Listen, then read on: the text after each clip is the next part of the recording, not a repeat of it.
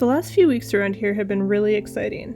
After over a year and a half of peeling, burning, and scraping paint off the boat, we finally got to the point where we were starting to put it back on, and in a big way. But now that we have the first couple of coats of paint on, it's time to start ferrying to make things look even and pretty again. And doing that is a lot more work than either of us expected. The other catch is that we're on a time crunch. We have about a week left until we have to leave for 2 weeks. And that means that anything that isn't done as far as ferrying goes is going to be a heck of a lot more work when we get back. The paint here has a 2-week overcoat time, and if we don't get ferrying on it before that 2 weeks, we're going to have to sand everything that's left bare. I'm Taryn, this is Logan, and this is Max. Our life rarely goes as planned, and this story is no different. But we are determined to rebuild our beautiful steel boat, even stronger than she was before. And we're bringing you along with us. I am going to mix up some epoxy with colloidal silica, I think it's called, this stuff. I can read. And probably 403. Microfibers. To make it good and strong. And then I am going to sandwich it between our bow roller piece, because it was removable and bolt on, and I should have just welded it to the boat, but I didn't.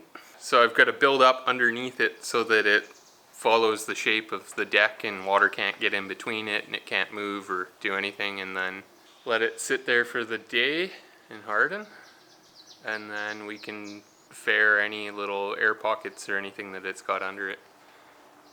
Basically I put like saran wrap, and I put that on the bottom of the bow roller so that when we put it on, weight it down, we can pull it back off again and fill and fair and paint underneath it before it gets put on for its final time. So the purpose of putting the epoxy underneath it is just to make sure that you have to fill any voids. Okay, so there's no air gap or any gap between the bow roller and the deck so that we don't have water inclusion. So we don't get water, and so that there's no way that the bow roller can work against the deck. Oh yeah. So and cause a rust issue. So that's what we're doing now.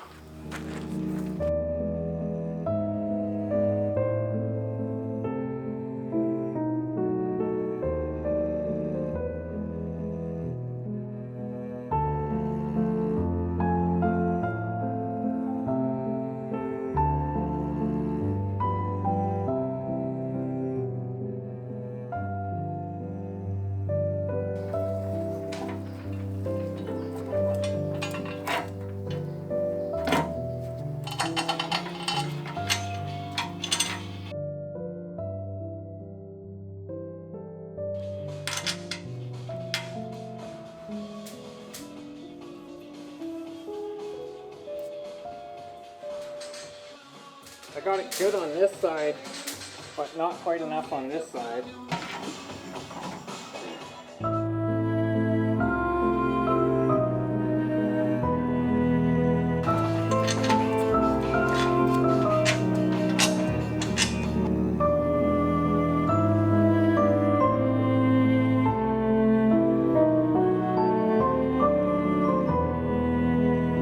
Max has found a new nap spot.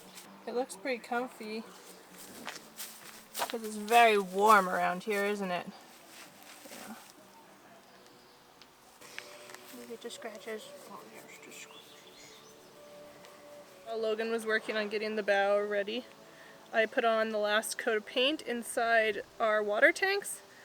So that means that minus a few small spots, we are done with the paint on the interior of the boat. Isn't that exciting, Max? Isn't that exciting? Yeah.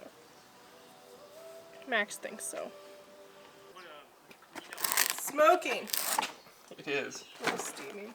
Can you see that? Should bring it outside in case it catches on fire. It's hard already. That's crazy. And look, it's melted the container. Oh, crazy. Man, I've never actually seen it do that. Really? Yeah. That's why you don't, I should have spinned it out a little. Do you think it'll burn the paint? Up there? Yeah. Hope not. So this is the product that we could get, and we're going to use this. What is it? It's epoxy fairing compound by System 3, and I've never used it before, but it is expensive and lots of people say good things about it. So we're going to put some of this up on that thing. The boat deck? Mm-hmm. And we are going to do the decks and the fillets first because we only have so much time. Well, we only have so much time left here before we go on our trip. And the primer was put on a week ago? 2 weeks ago? A week ago since the last layer, coat. yeah. Was the week ago. So we only, at these temperatures, we only have a 2-week overcoating time. So this will chemically bond to the primer. As long as it's within that next week. As long as it's within our overcoating period. So Yeah. that's what we're trying to do, is get as much on as possible so we don't have to sand. Yay. Ooh, brown. It's kind of pink. It smells like candy. I don't know how to feel about that. Oh, it does kind of, yeah. Chemically candy. How appetizing. Ooh, white. Alright, so that's the stuff. That's the other stuff. We do need to do some prep now. But before we could start the actual fairing, we had a bunch of sanding to do to get rid of drips and hard edges and other things.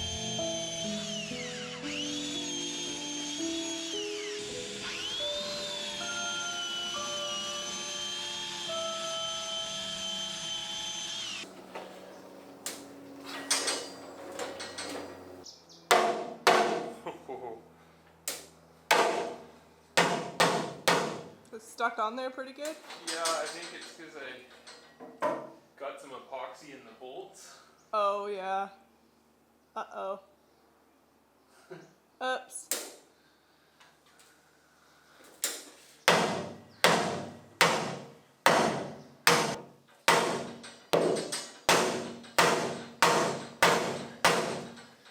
Not moving at all. Nope. Well, I guess you did a good job of like making the epoxy strong. If nothing else. Yeah, I just can't grab onto the hammer either because my finger. Oh yeah. Logan hurt his finger. Well, he blew the blood vessel in it again. So that's fun.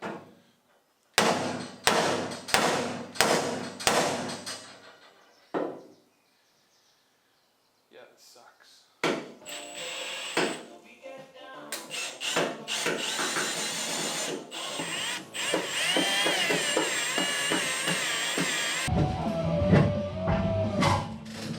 Nice.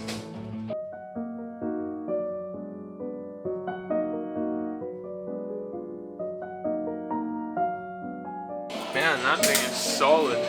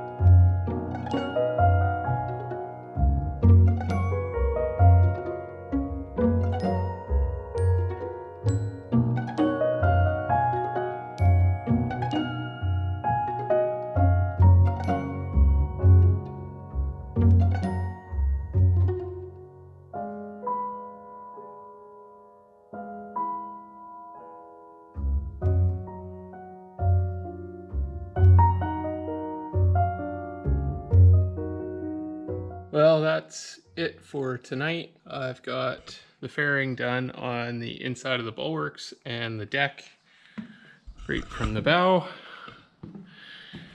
all the way around.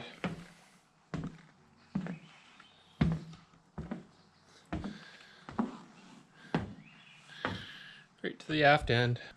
That's the first coat on. So now we just have to sand it, fair it again, and put our fillets in. And the deck and inside of the bulwarks is ready for a coat of paint. I think I only need maybe one more layer of fairing on there, or maybe just some touch-up spots, because it looks really good. It actually didn't take very much fairing compound, which is nice. You can pretty much see the paint all the way through, so yeah, perfect. And hopefully we can get some fairing compound on the outside of the bulwarks tomorrow and finish the other side of the bow, which I also got the port side of the bow, the first coat on there. That's probably going to need a couple of coats, actually probably 3, because we had to build up some thickness in a couple of spots, and it's over like a pretty big area, so when I longboard it, I'm likely gonna have some low spots I have to fill. Yeah, so back at her tomorrow.